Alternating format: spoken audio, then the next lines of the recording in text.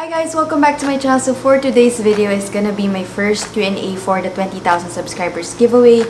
Actually, nasa 20,000 subscribers na pala tayo. So thank you so much guys for subscribing and supporting my channel. And also sa mga entries dito sa giveaway. Ang daming questions. I think 400 ata to. So I'll just be picking randomly. So I hope you get to enjoy this video. And by the way, I just got home from Park Shin-hye's concert. Ito yung suot ko if you follow me on Instagram and Twitter. Sobrang saya as in. Pero kasi may lakad ako this weekend. Kaya kailangan ko mag-film agad. Tapos i-edit ko pa yung vlog ko nung kay Park Shin-hye. So pasensya na guys. I'll try my best to upload these videos soon bago matapos yung linggo. And yes, I'm wearing my specs. If you follow me din on Instagram, you know that I'll be selling these soon for only 199. Ang lakas maka-fresh Korean effect lang. Alam nyo naman ako. Arte-arte lang naman yan. So sana hindi kayo mabother. Pasensya na din, hindi ko sure kung bakit may black ganyan. Hindi ko alam. Nandito kasi ako sa sala na nag-film kasi kung sa kwarto pa, ang gulo. Tsaka baka antukin lang ako. So sabi ko, mag-film na ako ngayon. So let's get on to the questions. And also, by the way, I will be announcing the first giveaway winner at the end of this video. Kung gusto nyo manalo sa giveaway and mag-join, just continue watching these videos kasi mag-upload ako ng 5 Q&As para masagot ko yung ibang questions every week and para ma-announce ko din yung winner. So, ayun lang, pasensya na ang haba ng intro. First, I got this question from Patricia Angie Ramos. Pares kami na Ramos. So, ang dami niyang tanong. Actually, 5 to. So, I'll try my best to answer. First question, willing ka po ba na iwan yung work mo for YouTube? Super curious. I think for now, hindi. Kasi honestly, nung bata-bata pa ako, nung una ako nag-start mag-YouTube, sabi ko parang gusto ko siya talaga gawing work. But, ang hirap kasi i-fund ng passion talaga.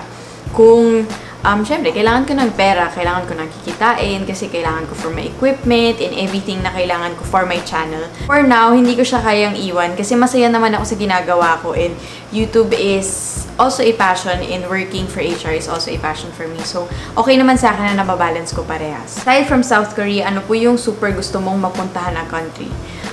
Pinaka gusto ko talaga napuntahan before, Korea pa din. So, Holy Grail skincare product, isa lang po.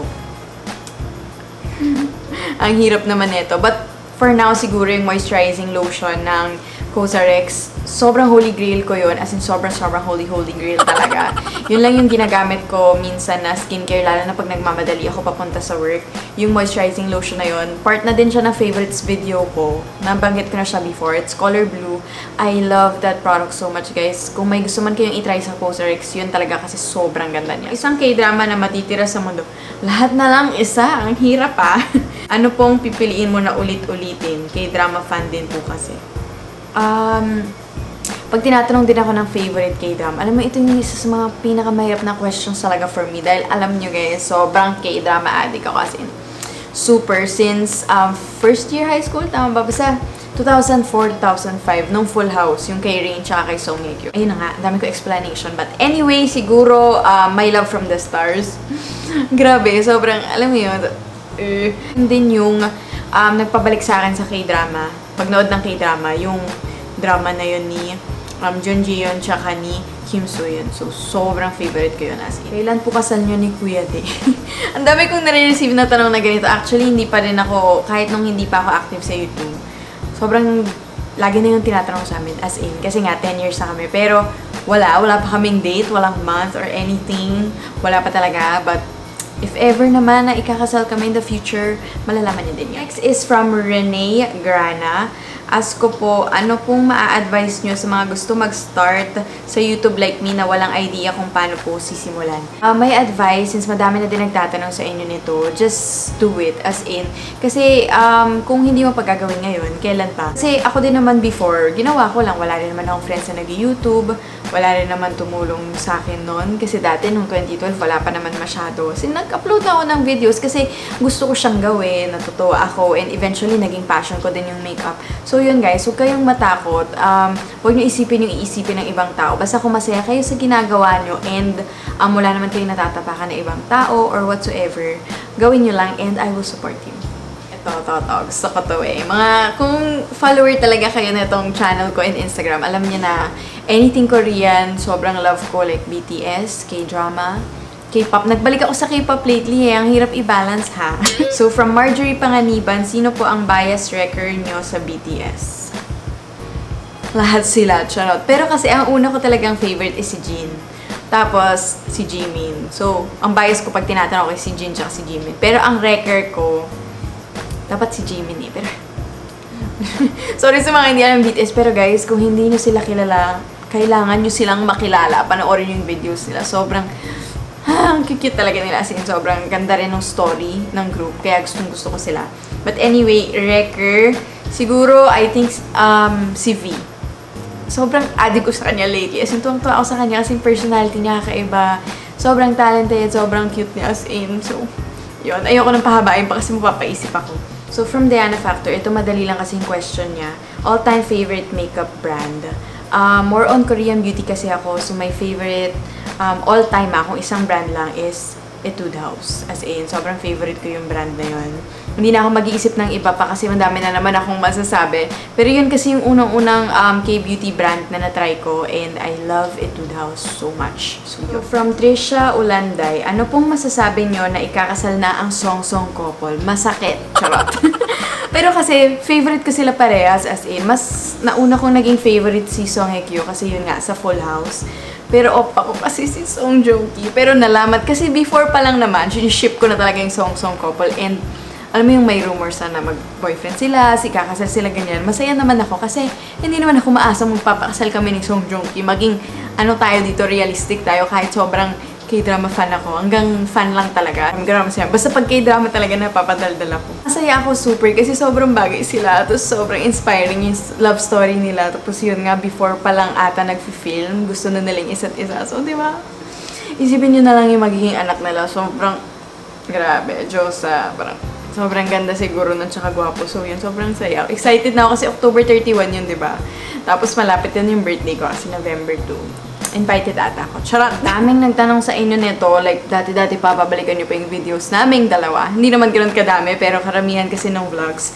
Kilala nyo naman siya, ang aking close friend dito sa YouTube. Paano po kayo nagkakilala ni Miss Anakay? So, ito nga yun. Nagkakilala kami way back when she started, 2015. Sa YouTube lang. Kasi nung una, akala ko, siya yung sister niya. Kasi nagbebenta yung sister niya before. May online shop na siya noong 2012 pa nung kasikatan ng mga makeup sa online shop. So, akala ko siya yun. And then, eventually, we became friends. Nasa 200-something pa lang yung subscribers niya nun. As in, nagsistart pa lang siya mag-YouTube. So, yun. Naging close kami eventually. Sobrang bait niya na tao. As in, isa siya sa mga friends na tinitreasure ko. And isa yun sa mga reasons kung bakit din masaya mag-YouTube. Kasi along the way, nakakilala ka ng someone na parang feeling mo kilala mo na before. She supports me, I support her. Dito sa YouTube, hindi lang sa buhay. Lahat na pag-uusapan namin. So yun, we really have this bond. And yung friendship namin is really friendship that's beyond YouTube. So yun, Anna, if you're watching this, saranghe. From Rain Paraiso, what's your top 5 BTS songs? Totoo ba? Lahat kasi favorite ko. Hindi na lang by rank kasi ang dami talaga. Hold Me Tight. Everyday ko pinapakinggan yun, guys. As in, Hold Me Tight. Love Is Not Over. Mga luma na. House of Cards. Blood, Sweat, and Tears. Fire. So, yun. Yun yung top 5 ko. Hindi na ako mag-iisip ng iba kasi lahat talaga favorite ko as in. So, yun na lang muna kasi yun yung agad pumasok sa isip. So, yun lang, guys. I hope you enjoyed this super chill Q&A video. Pasensya na kayo kung medyo may parts na boring or K-drama lang, puro K-drama, BTS, and whatsoever. Pero, yun kasi yung karamihan ng questions nyo dito kaya sinasagot ko lang and yung iba pa ulit-ulit lang. So, thank you so much for taking time to comment on my videos and join the giveaway. And next week, meron ulit. So, sana yung mga questions nyo hindi naman puro K-drama and BTS related kasi baka sabihin ng iba, hindi sila makarelate. So, yun, i-announce ko na ngayon yung first giveaway winner. So, after this clip, do check it out here now.